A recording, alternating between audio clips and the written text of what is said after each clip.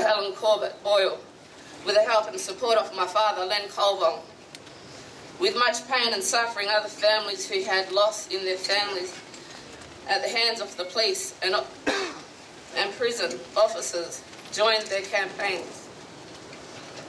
The group travelled throughout Australia only on donations and fundraisings. After much work, they finally got a Royal Commission into Black deaths in custody. The final report in 1991 and 339 recommendations. Later, there has never been police officers found guilty of any of these deaths of our Aboriginal people. And just me, from experience, it's hard. You know, being 4% of the population and having 80% of my brothers and my sisters, my nieces and my nephews incarcerated at all times, it's constantly hurtful.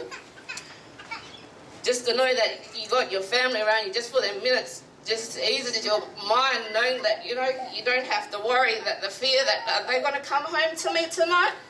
Are they going to be there for us? I've seen so many losses, so much pain, so much heartache. And there's every 12 days there's one death. You know, and we don't hear about these things. Every 12 days. How horrific is that?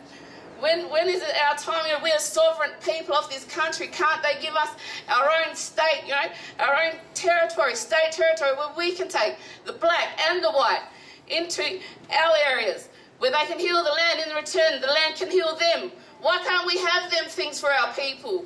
Why do we have to keep suffering and pain? I've got 4 generations of my family here today. 4 generations. I don't want my boys to have to fight the way I fought. I walked through this prison first time with my son. I clinched him so tight to me, so hard. He was like, "Mum, why you grab me so hard?" Just the fear, the pain, constant terror. Is my boys and my girls going to be safe? But I thank you and I acknowledge all you for coming today. And peace and solidarity. And my sovereignty was never ceded, nor were my people. I thank you.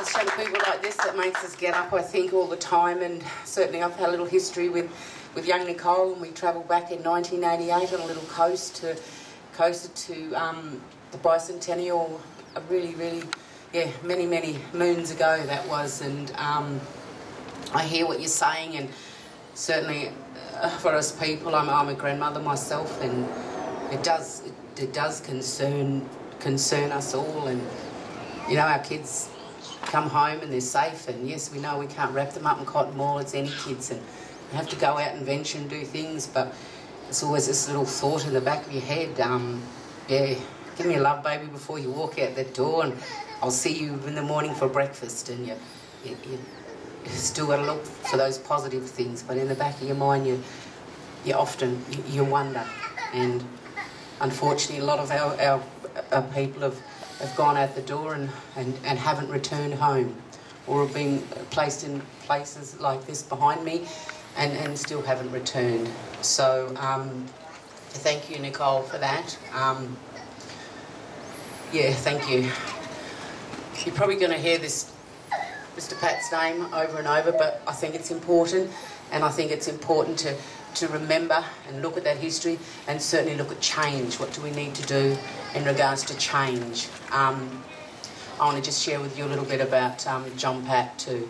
John Peter Pat, 1966 to 1983, was born on the 31st of October in Roebourne, Western Australia.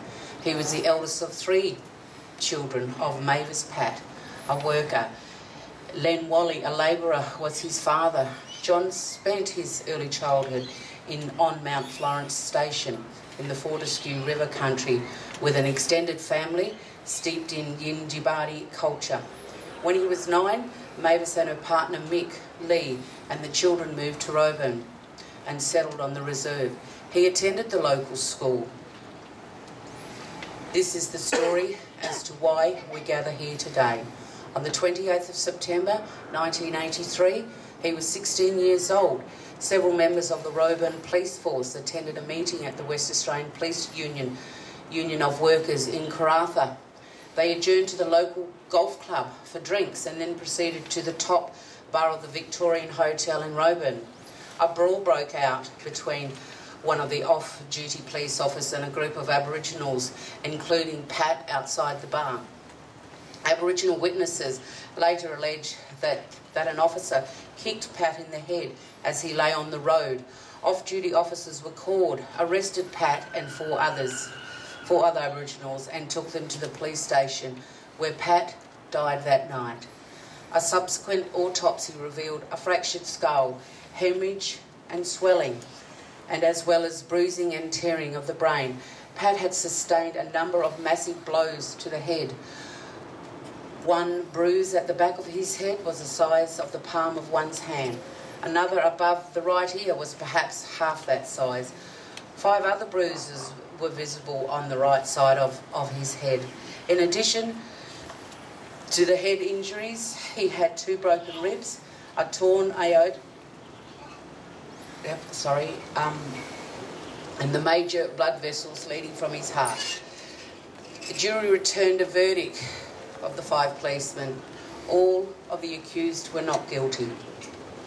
Speaking outside a rally in WA, Maisie Pat, John's sister, says nothing has changed. There's no justice for my people and all our people of today. My brother's life was taken. It only seems like yesterday it was taken from me, and I still wish I had my big brother here today. Mavis is Pat's mother. My son has never left me. I remember him every day. There forever remains a hole in my heart. I had hoped much would change with the Royal Commission into Aboriginal deaths in custody, but sadly, little has changed.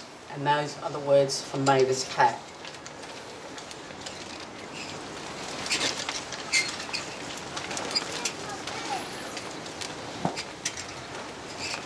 John Pat would have been 39 this year. So it's been a long journey, and as Mavis has said, has a lot changed. We need to ask ourselves, has a lot changed? And I'm thinking no myself, but I'd just like for all of us to stand here and just have a minute's silence for John Pat and certainly all those other Aboriginal brothers and sisters that have passed away in custody.